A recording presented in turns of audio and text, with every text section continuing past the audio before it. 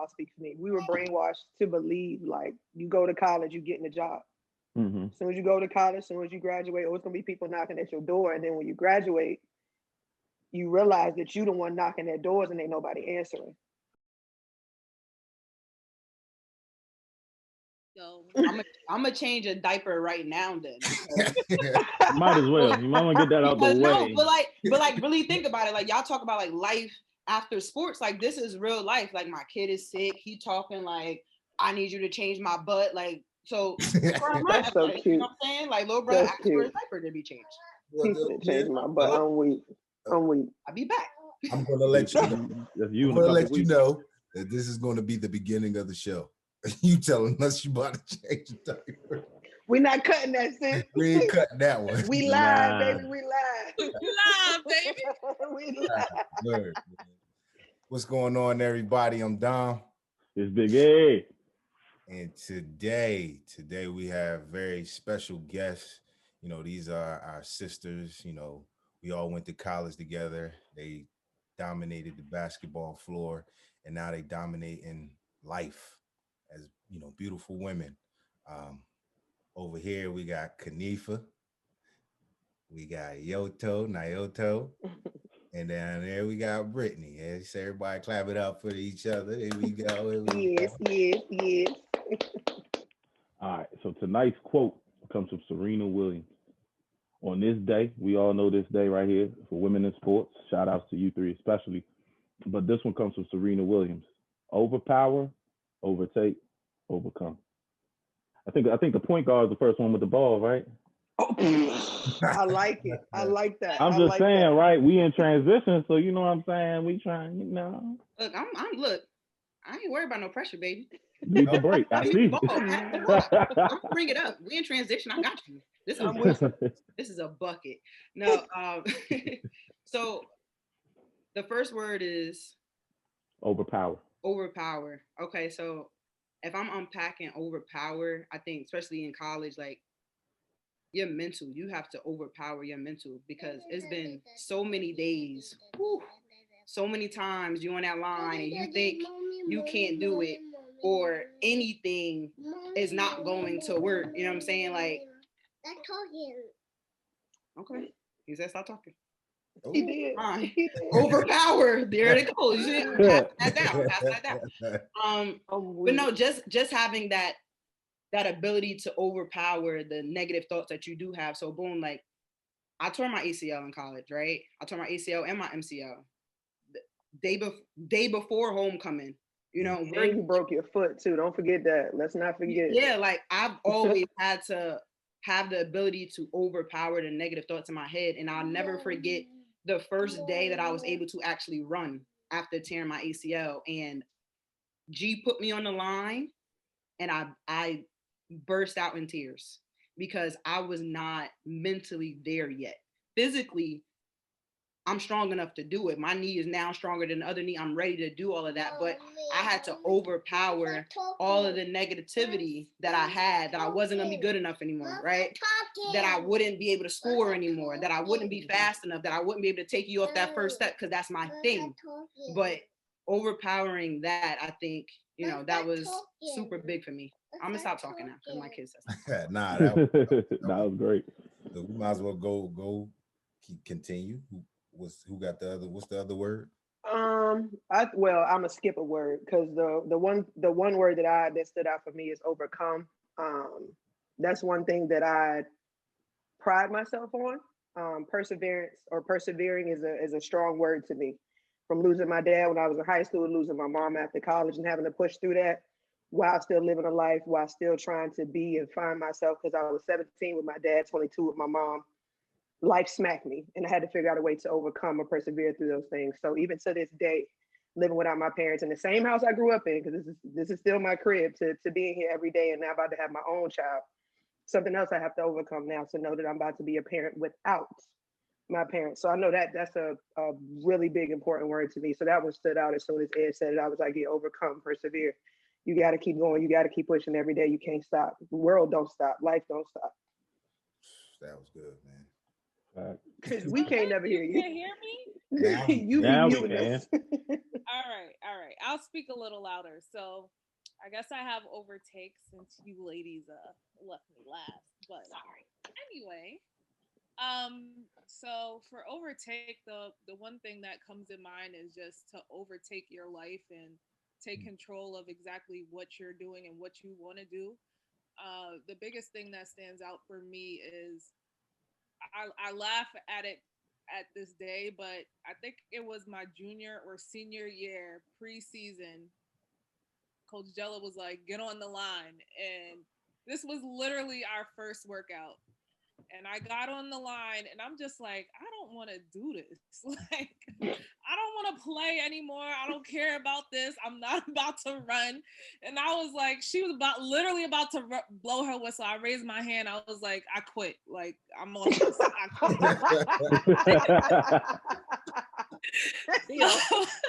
Yo. It's not funny, but like for real, in that moment, I was just like, yo, this is not what I want to do. Like, I knew already that I didn't want to play basketball for the rest of my life. Like, I knew that I wanted to be a businesswoman, that I wanted to have my own business. And so I quit. But then she was like, you're going to be flipping burgers at McDonald's and all this other stuff. Yes. And she called my parents, and I'm like, here we go. Like, I can't even quit. So I had a power talk with she calls my dad. My dad comes up to campus. I had a power talk with my dad, and he's like, yo, like, what are you doing? Like, you're getting free money right now. You're getting a scholarship. You're getting a free ride. You don't have to pay nothing. Like, what are you doing? You don't quit. You're going to go in there. You're going to ask her for your position back, and you're going to be on this team because you got other stuff that you got to do. So like in that moment, I really had to take control of my emotions and like really just put things into perspective. Like, not that many people get an opportunity to actually have a full ride, have a scholarship like we did, you know. A lot of people have to work their way through college. They have to worry about other things, but we were fortunate enough not to have to worry about those things. So then that put me in a position to be able to come out of college debt free and start whatever I wanted to start. So like, I really had to just take my emotions, take myself under control, and put on a persona and basically agree to disagree and still be the captain of the team and still not let everybody know how I was really feeling and still put my all into it and, you know, do what I have to do. So I had to take control of my life at that point, because if I really did quit that day, it would be quiet. Like, I would have so many bills through the roof. Mm-hmm. Man, that was deep. All of y'all. I didn't think it was going to get, I knew it was going to get this deep. I was about to say, you know us now. You Stop. knew it was going to Stop. get that. But strong women. Yeah, man, let's get in transition. All right. Good. So, well, for the first topic, I'm not going to actually interview you guys because, as you can see, your perspective is a phenomenal. So with this first topic, I really wanted y'all to tap in to kind of what were like some of the challenges once college was over.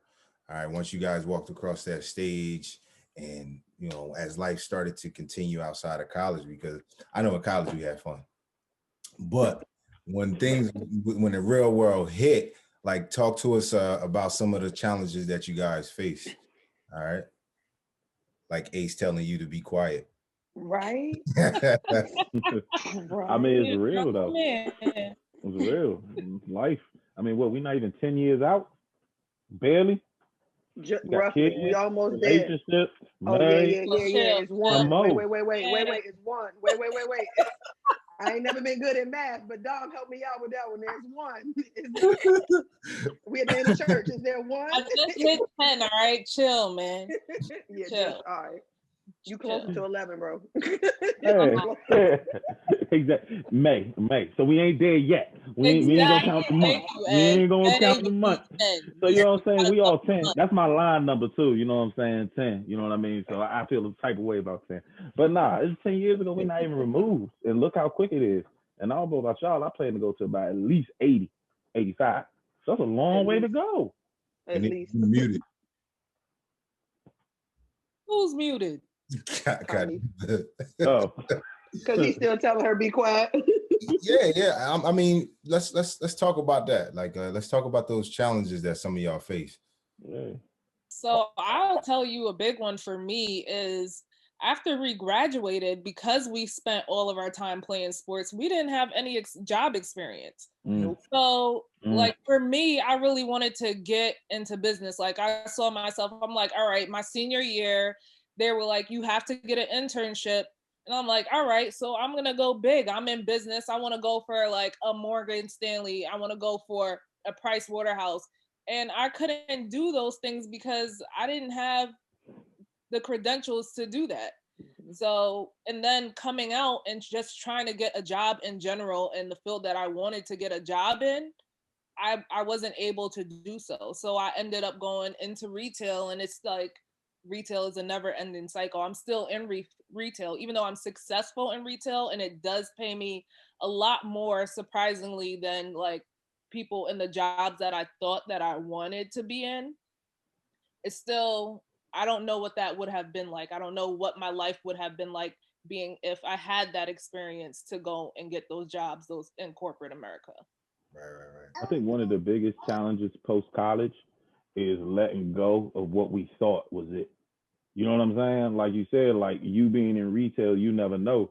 I thought I wanted to get into the legal thing, which then led me to being a teacher, which now has me being a gubby right now for the federal government in my position. And it's like, I would have never known, but there's people saying you should have been a lawyer, you should have been this, you should have been that. I should have been what I am right now. Mm-hmm. Yeah, I think the crazy thing is that we were brainwashed to believe. Well, I don't know about y'all. I'll speak for me. We were brainwashed to believe like you go to college, you get in a job. Mm-hmm. As soon as you go to college, as soon as you graduate, oh, it's gonna be people knocking at your door, and then when you graduate, you realize that you the one knocking at doors and ain't nobody answering. Right. And that I know for me, even with, I mean, I knew I wanted to do business. I didn't know where I wanted to go in business, but I knew I wanted to do business. And coming home and just, sending out applications to LinkedIn, that's when LinkedIn was real popular. Just going up, finding all these companies, crickets and butterflies. First thing they asked me, so what experience do you have? And I'm sitting there like, I mean, I'm a basketball player. Right. Like, I mean, I'm an athlete, we could talk about that all day, but that's literally all I felt I had to give in my interviews. And there was so many interviews, I had to try to flip it to make it seem like, yeah, these tools that basketball gave me can help me do this for your company or your business, and I can excel in this. And they looking at me like, next. You ain't got nothing for me. You ain't got nothing for me. So like piggybacking off Nyoto, I think that was a really tough transition to then finally land a job in something you didn't even want. I started working with kids. I don't know if y'all remember me and my attitude. I hated kids. Word. Y'all remember? And I'm talking about I'm working at a rec league with like kids. Like I got preschoolers, first grade, second grade. Me, kids? Oh, I was like, this ain't it, Jesus. Can't be. This ain't what I went to school for free, to work with kids. So that transition alone, just trying to find yourself and then not playing sports no more. That's why I held on to basketball so long, because something had to stay consistent in my life. After losing my parents, I'm like, look, I can't lose something else. I'm gonna lose my mind. That's the only reason I literally kept picking up a ball, because that's the only thing that I know would never change. The game may change, I'm gonna change with it. That's fine, but I'm not gonna drop this ball at all. So that transition of just finding a job, I feel sorry for all the kids out there, because it's only worse now. And that was what, like we said, 10 years ago. Right. I can't imagine what it's like now. I wasn't even ready to transition. So like obviously, like I had the extra year to play, and then we had a coaching change at the end of our season. So when our coaches were fired or let go, whatever was going on, both on. Yeah, when the new coaches came in, they didn't seem interested in me, and I'm like, do you know who I am though? Like I've done these things, I've come back from a serious injury, so I decided that I was just gonna go overseas, right? Like fresh start, nobody's gonna know who I am, but that's fine. And when I got overseas, like I'm having double doubles, triple doubles. Like I'm like, this is what I'm supposed to be doing. Like forget that extra year in school. This is what I'm supposed to be doing. And then I like tweaked my knee again. And after I tweaked my knee again, I was like, girl, there's a bigger picture. What are you going to do? You need a plan. I always knew that. I always wanted to be a history teacher. I always wanted to be an administrator. But knowing, one second, please. knowing, then he gonna whisper, knowing that my knee was like not where I wanted it to be at, I said, those days where my mother used to say, like, basketball ain't forever. What are you going to do? And it made it super real. And I think because of my knee situation and me having to overthink at this time, I stopped having fun playing basketball. And as soon as you stop having fun, you're more prone to injuries because you're overthinking. You're worried about the next thing. You're worried about what you're doing after the game, what club we going to, how much money I'm about to make, what I'm about to buy. Like, I wasn't even focused about basketball. And I always think about, give me 1 second. I always think about when Iverson talks about, he's like, practice. Like, I didn't even want to practice. I love practice. Like, I know I'm gonna come and I'm gonna kill y'all. That's gonna be the highlight of my day. Every day. And I did not want to practice. And when you become uncoachable, that's it. And that was my transition. I was like, yeah, I gotta get out of this. That was kind of similar for me. Dealing with multiple knee injuries, like, you know, we dealt with those knee injuries in college too. And it was just like, man, I need to chase these kids around that I'm about to start having. So I need these knees because they're going to challenge me. You know, they're going to be like, Daddy played in the NFL. Let's race. You know what I mean? So I want to ask this question after you talked about, you know, what was fun for you at one point. If all y'all can answer it, including you, Ed, what do you guys do for fun now that, you know, your sport is going? Because I love practice, like you said, like going into practice, dominating, and then going to the game, it was easy. So like what's for fun now? I bowl.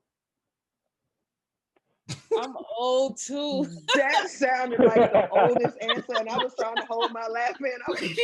Wait, but are you tipsy pinning? Are you just bowling or are you tipsy pinning? Because you said you bowl? I thought you said I'm old. I said I'm old. He said he's bold. Yeah. He's down there in the lanes, boy. He in the stripes. Nah, bowling is fun. Bowling is fun. All right. Okay. I used to be on the bowling team when I was in high school. Bowling is fun. Bowling is lit. Exactly. Both, Neef. I sometimes I tipsy bowl and then I just, you know, bowl for the fun, you know, for the challenge. So like, you don't know what's crazy though? I don't know what I do for fun. And I'm only saying this because the pandemic took basketball away from me. This baby didn't stop basketball. Like, I always knew, even pregnant, I'm like, Brittney, you gonna keep pushing until you can't push no more. I've seen women do it. We done seen an Olympian run while she pregnant. Oh, Brittney, girl, come on. We are women. We can do what we want. Right. When basketball stopped for me last March, I promise y'all I damn near lost my mind. I'm not even gonna hold you. I was like, what do I do? This is the first time where I physically cannot go to a gym, bounce a ball, talk shit to dudes, talk shit to my teammates. What do I do? I can't even go to the club. Like, it was nothing. I had nothing. I literally started working out. I lost like 30 pounds. I got so skinny before I got pregnant for nothing to gain it back. Like, for no reason at all. Well, you ain't. It helped you get pregnant. To 160 and got pregnant. I'm like, what do I do now? I'm pregnant. I'm like, I guess being a mom is gonna have to be fun. Because I honestly, at this point, a year into the pandemic almost, I got nothing for you. I said, where did the fun go? It's funny you said that because, you know, I didn't tell y'all this. Y'all know y'all my sisters, and y'all usually tap in to anything I'm doing. I tell y'all, but I kind of hid the fact that drinking became fun to me until it became a problem for me. You know what I'm saying? Like, I didn't have no more fun. I didn't have no more football. So it was like, drink. Hey, I'm a drink every night. Well, I was drinking when I was in the game. I would go to practice drunk sometimes and perform. And my coach would be like, as long as you perform. I'd go to practice drunk. And then after the game was taken from me, it kind of became a suppressant. It's more of a crutch. Yeah, more like a crutch. It was a crutch, but then it was like I need it, and then it was fun. I was having fun, and then it just exploded in my face. Pause. Hey, yo! No. I couldn't wait to come on mute.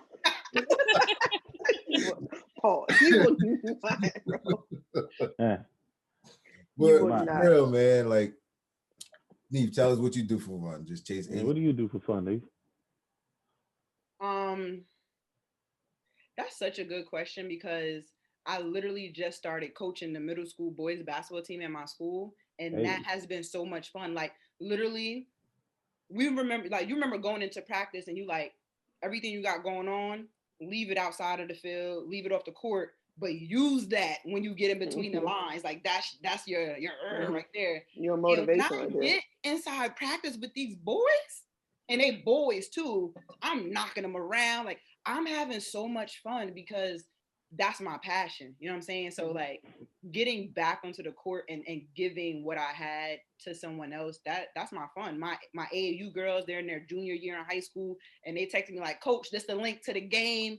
Make sure you pull up." Like that's fun to me right now. Besides my kid, but he's always around. But you know, getting back with basketball, like falling back in love with basketball, that's fun for me right now. What about you, Yoda?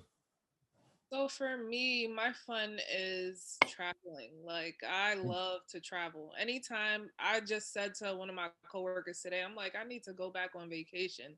Mind you, I just came back in December. Like I love to travel and just get away. That is what I do for fun. Finding flights, planning my trip, and getting out of here, getting going. That's that's what I do. Right, so that's the greatest, What it is. relief ever. What? I can't wait till my wife had my son. After that, we travel. Out of here. Out of here. It's amazing. Like that just takes all the stress away from me. Makes me so happy. You know. What about you, Ed? What you be doing? I be gaming, man. I ain't even gonna hold y'all. I'm still on the sticks. I had the sticks since I was 5, and I'm gonna have the sticks till I die. Like it is what it is. Like some people watch movies, some people go out, some people. I mean, I do all that, but I like to play the game. Madden, Call of Duty. That's me, man. Man, not wrong. Did me. I ain't gonna change. Between that and training kids and football, doing some little drills and stuff like that, trying to make sure they're ready for the season. But that's it. So Yeah. We're gonna switch lanes just a little bit, just a little bit. We're gonna talk about dating. In college, I'm gonna tap out on this one. I'm gonna just tap out. No, you gonna tap in. I'm gonna mute myself. Y'all do y'all thing, handle, and then I'm gonna come back in. No, I want because somebody asked for me to make this a topic or a question, and they were like, I want to hear about the differences of dating in college versus out of college. And they were like, because they struggled once college was over, they kind of struggled with dating because of where they're from. You know what I'm saying? It's like I got to college and I got used to a certain type of guy, but then when I went back home, I kind of struggled because you laughing too hard. Fix your face now. Fix your face now. It was like they were like, well, can you help me with that question? And I was like, you know what? I'm gonna bring it up on this episode. So what's y'all take on the dating differences, like college versus out of college? Don't all speak at once. Word. For me, I mean, I'm about to say, because they got experience. When I tell you I'm dry on this, I got nothing. Like that's why I'm like, I dated. There is a difference.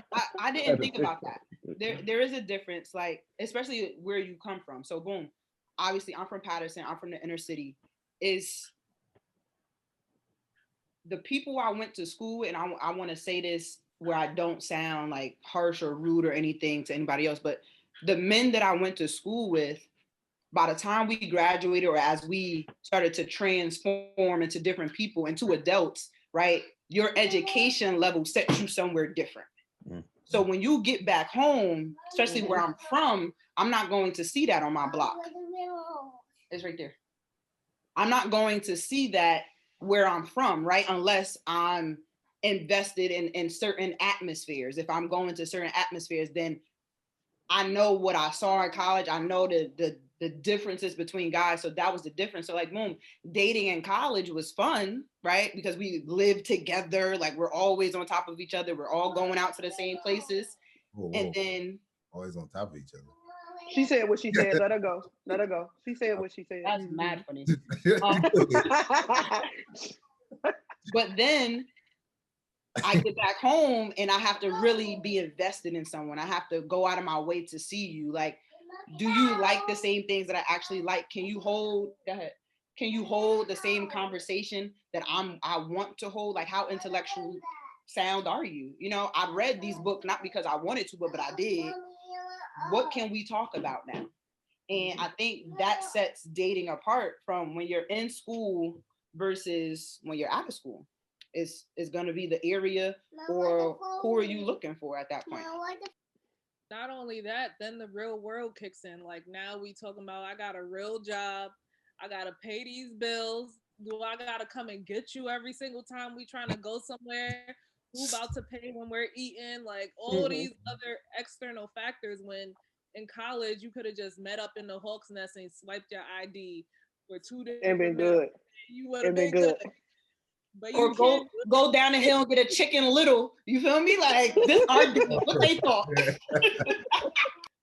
Yes. Borrowed your homeboy's car to go to the movies. Like, now in real life, nobody letting you borrow their car for real. They gotta pay insurance. If you get into an accident, now their insurance is going up. Going up. Fact. You know, it's stuff that you didn't really have to consider when you were in college, when you were dating somebody. And now, once you get out of college, there's all these external factors that you have to consider, and it's like, it just puts a lot of pressure on. And I definitely feel when you said, Dom, that, you know, the guys are different. Like, you may, like, for us, I think we all dated mostly athletic people. Like, we were all, you know, and when you not me, out, nope, that won't me. Not an athlete.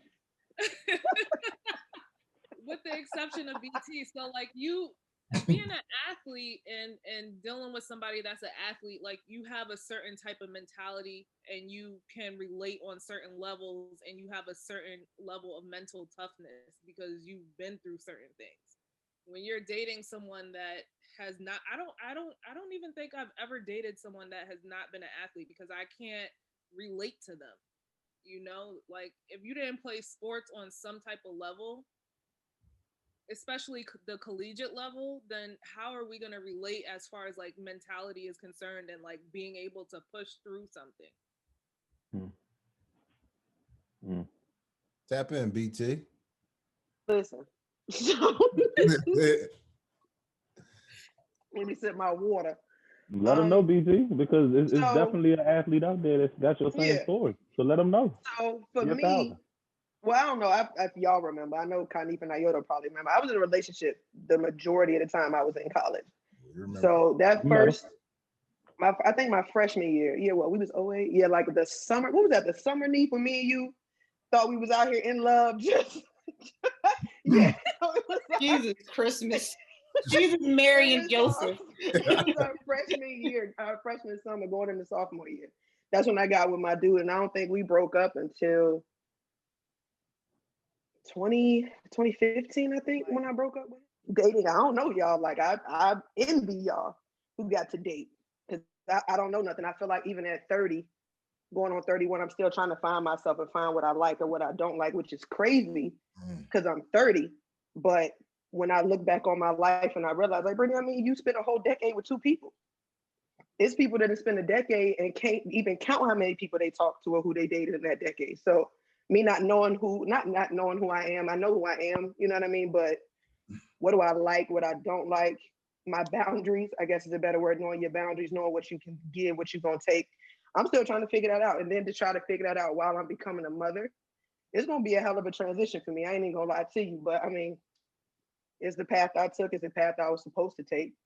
I ain't mad. I just know summer 2021 finna be lit. That's all I know.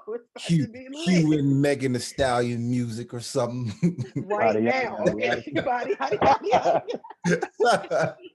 What about you, Ed, man? Talk to us about dating, bro. Dang. What did I say about dating? I definitely think there's no time for it. The time for dating is your time. So whether you've never been in a relationship and you 30, or you've never been on a date and you 30, not saying you ain't been on a date, but you get what I'm saying. I think it's an individual case by case basis. But I think the most important thing to do is to listen to yourself and to listen to the powers that be. I don't want to necessarily say religion or anything, get too spiritual on anybody, but it's that breath in you. You know what I'm saying? Your conscience. You know what I mean? When somebody, if your conscience says this ain't right, as good as it may be or feel, it ain't right. You just gotta learn to listen to it, and also just to look for somebody on your same page. Whether you try and have a night or you try and have a life, look for somebody that's on that same page. The problems when we run into issues and we get mad and feel type of way is when everybody's not on the same page. So as long as you can be on the same page, whether you got 20 degrees or you don't know how to spell it, like just be on the same page with that person, and that's how I think dating should go. So for me, I'm not married. I don't got no kids. You can take that how you want to. Word. I'll chime in on that. With me being married now, dating in college was fun. Everything I did was for fun. It was for the challenge. It was to fill in the gaps of time when I was away from the game, and it was kind of like a trophy moment for me to say that I dated somebody. I don't know, so I just had fun in college. You know what I mean? And then once college was over, because I done did this since high school, I done did the same cycle of dating, and I just was like, okay, I don't want to date just to date anymore. I want to date to get married. I wanted a family. That was something I always wanted my entire life. And one of my old heads was like, yo, get it out your system.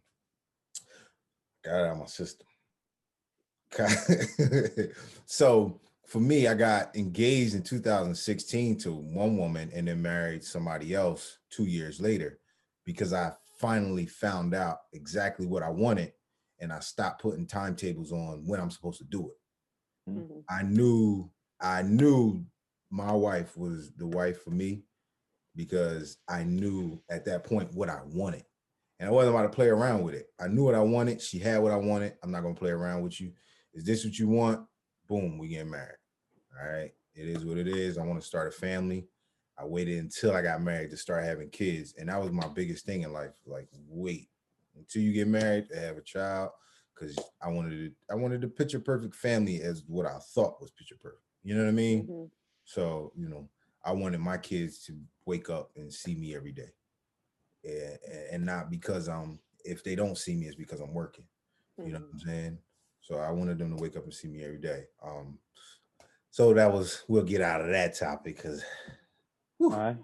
Well, we'll move on. We'll move on from college to the league then. Yeah. We went from college. Talk about a little topics. We talked about that, so now we'll transition to our professional careers because I think that topic covered both.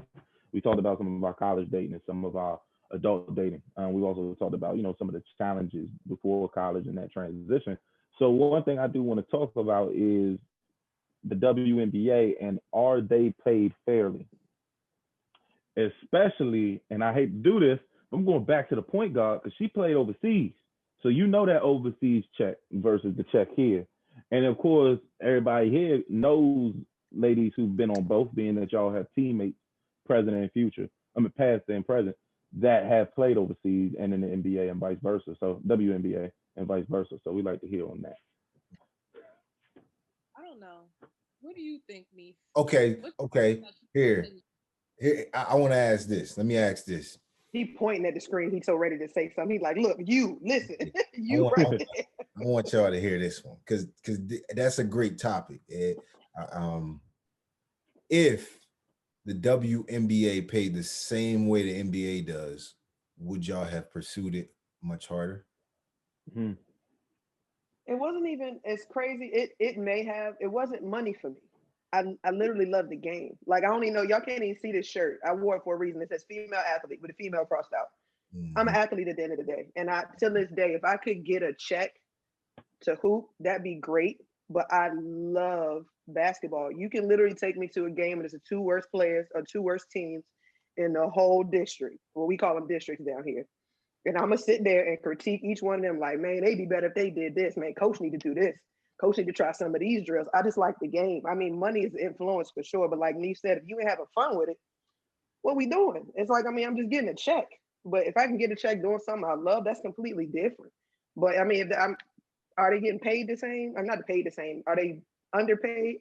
Hell yeah. What the women go through, the men go through too. It's just that the women don't got the money in their pockets, and it's crazy because it's been a league for 20, 25 years now, and the money's still low, and they just got that crazy raise. I don't even want to call it a raise, but increase in pay just a year ago?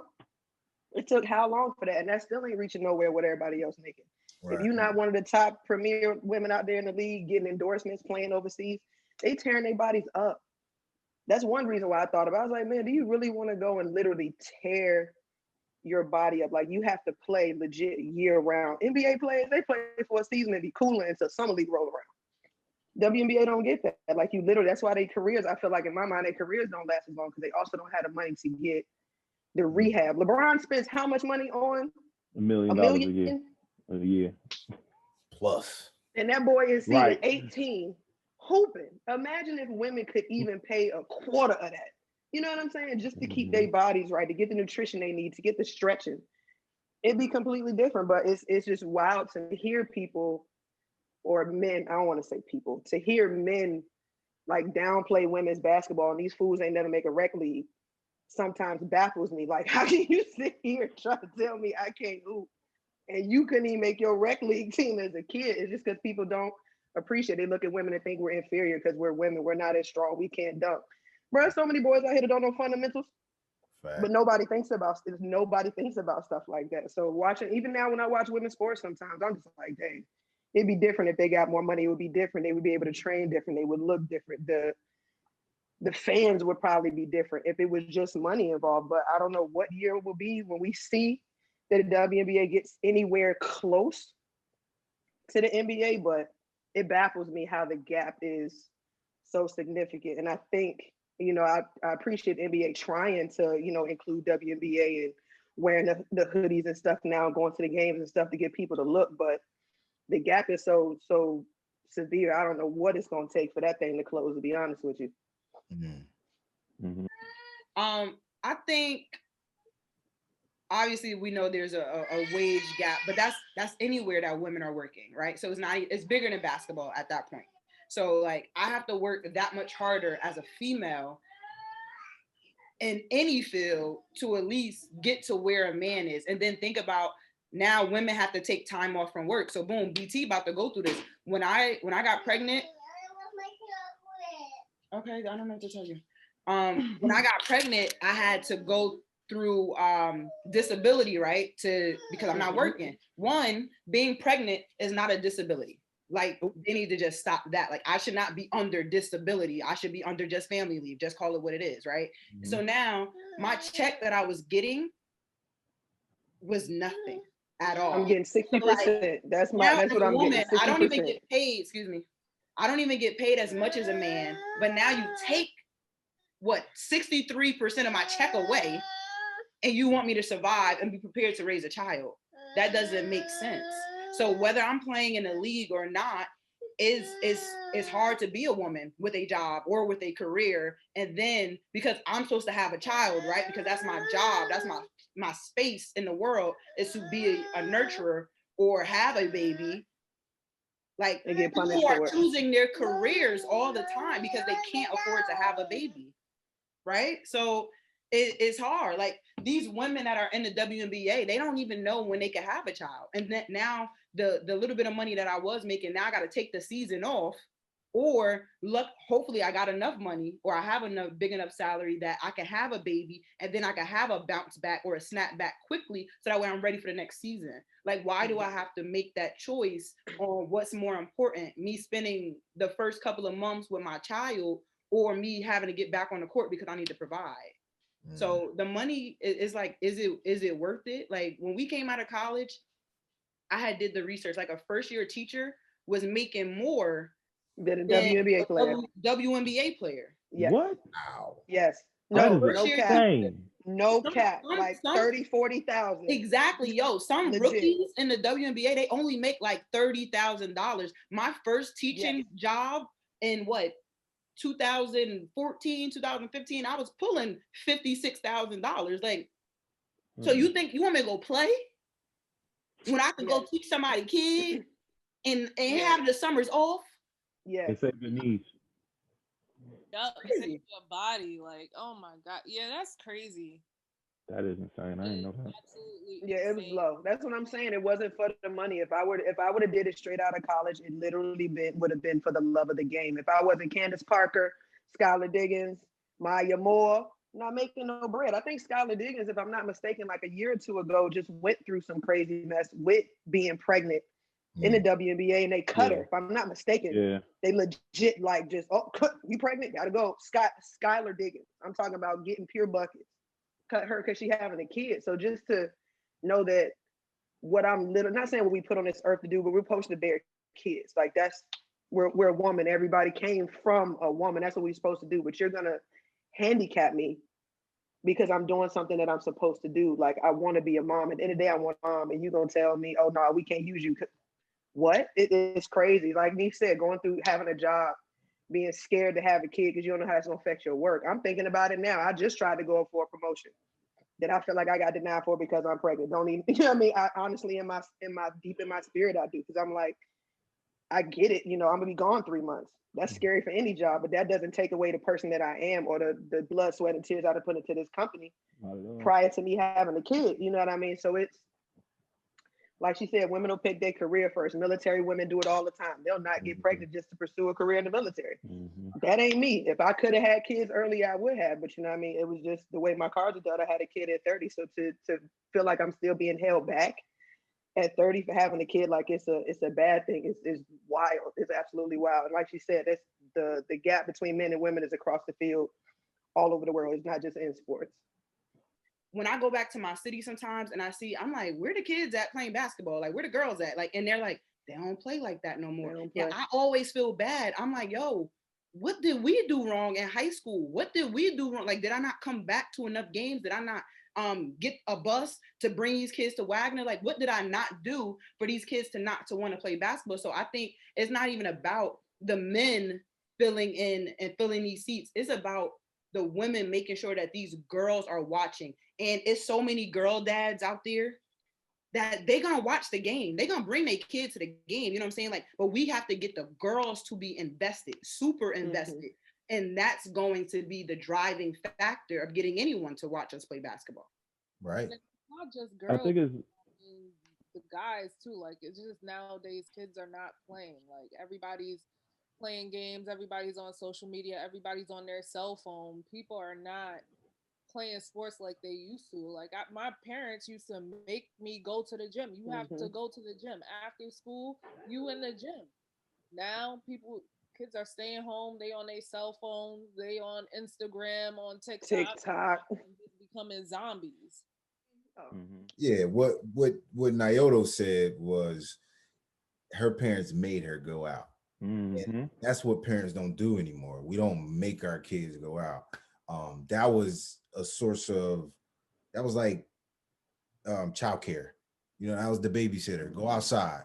You know, now the babysitter is go play your game or go get on your laptop or something. You know, get out of my face. You know, they don't have that force to make them go outside and be active. So I feel like that's the digression we're seeing in sports. You know, parents aren't making their kids play sports anymore. And it's kind of sad because, you know, these kids are losing it mentally because they're not doing anything physically but scrolling with their thumbs. You know what I mean? So that's an interesting take, man. That might be a whole nother podcast, man. No, that's real. Mom used to drag me to that gym, boy. I tell you, I used to be like, I do not want to play basketball. I used to be sitting at the end of the bench, literally with my, like, I used to be so girly. I used to be at the end of the bench like this. With your legs crossed. Do not put me in the game. Only person on the bench with their legs crossed in college. I'm like, man, if you don't uncross your legs, what are you doing? Like, sit like that. Keep it classy. As a unit. I ain't mad at you. Yes. Man, so this was great, man. We definitely gonna have a part 2 with you guys because, you know, the conversation flows so genuinely and the insight is so impactful that people are going to be hitting y'all up, asking y'all for a lot. So if that's what y'all want, at the end of the show, we'll put y'all information in the credits. Tag me. We'll drop your number for him too, BT. You know what I'm saying? We like Meg, you know what I'm saying? She 4 more months and we ready. Thank y'all so much, man. I love y'all. Y'all really are my family, my sisters. Ladies. Glad y'all was on. We definitely gonna have y'all on again. Glad y'all invited us. Well, we're gonna do it with everybody, yo. We're gonna make sure that's gonna be crazy. The whole crew on. You ain't ready for that. One big auditory. Come on, man. Let everybody swag really get down. Don't make me post no pictures. I still got all them pictures from back then too. I got all y'all. Yeah. Chill. No evidence. No indictments. No indictments. Ain't no face, no case. No, I got all faces. Okay, all that. All that. But I'm Dom. I'm Ed. And that's Players in Transition. We thank y'all so much. Kanifa, Nyoto, BT. Peace. Bye. Yo, man, that was fun. That was lit. That was a good session. Definitely Kanifa, you really ain't got nothing. You can say it now. I think he's not recording. She was just trying to be reserved because she mommy now, you know. He's still recording. I work in the school. I see the record. I didn't even see it.